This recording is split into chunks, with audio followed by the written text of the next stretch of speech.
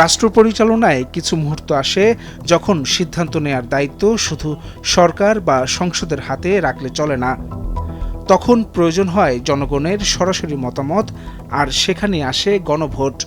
গণভোট হলো এমন একটি প্রক্রিয়া যেখানে দেশের নাগরিকরা হ্যাঁ বা না ভোটের মাধ্যমে কোনো গুরুত্বপূর্ণ রাষ্ট্রীয় প্রশ্নে চূড়ান্ত সিদ্ধান্ত জানান। ত্রয়োদশ জাতীয় সংসদ নির্বাচনের ভোটের দিন জুলাই সনদের উপরও অনুষ্ঠিত হতে যাচ্ছে গণভোট, যা দেশের ইতিহাসে তৃতীয় গণভোট হয়ে থাকবে। মূলত 4টি বিষয়ের উপর এবারের গণভোটের প্রশ্ন নির্ধারণ করা হয়েছে, যার মধ্যে রয়েছে নির্বাচনকালীন সময়ে তত্ত্বাবধায়ক সরকার, নির্বাচন কমিশন এবং অন্যান্য সাংবিধানিক প্রতিষ্ঠান জুলাই সনদে বর্ণিত প্রক্রিয়ার আলোকে গঠন করা হবে। আগামী সংসদ হবে 2 কক্ষ বিশিষ্ট।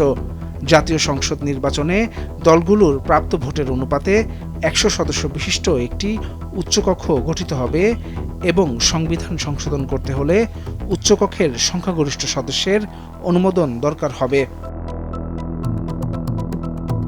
সংসদে নারী প্রতিনিধি বৃদ্ধি, বিরোধী দল থেকে ডেপুটি স্পিকার, সংসদীয় কমিটির সভাপতি নির্বাচন, প্রধানমন্ত্রীর মেয়াদ সীমিতকরণ, রাষ্ট্রপতির ক্ষমতা বৃদ্ধি, মৌলিক অধিকার সম্প্রসারণ, বিচার বিভাগের স্বাধীনতা ও স্থানীয় সরকার সহ বিভিন্ন বিষয়ে যে 30টি প্রস্তাবে জুলাই জাতীয় সনদে রাজনৈতিক দলগুলোর ঐক্যমত হয়েছে, সেগুলো বাস্তবায়নে আগামী নির্বাচনে বিজয়ী দলগুলো বাধ্য থাকবে।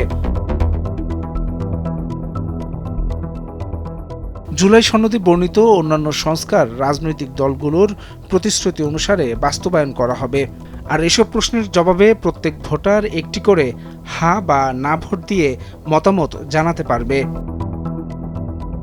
এর আগে গণভোট হয়েছিল সামরিক শাসনকালীন সময়ে এবং ক্ষমতাসীন সরকারের উদ্যোগে।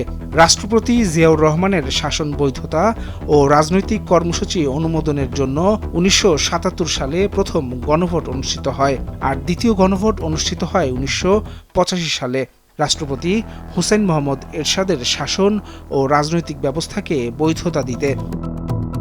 গণভোটের ধারণা মনে করিয়ে দেয় রাষ্ট্রের মালিক জনগণই। যখন জনগণের মতামতকে গুরুত্ব দিয়ে রাষ্ট্রীয় সিদ্ধান্ত নেওয়া হয়, তখন গণতন্ত্র শুধু কাগজে নয়, বাস্তবেও কার্যকর হয়ে ওঠে। ডেস্ক রিপোর্ট, ভোরের কাগজ।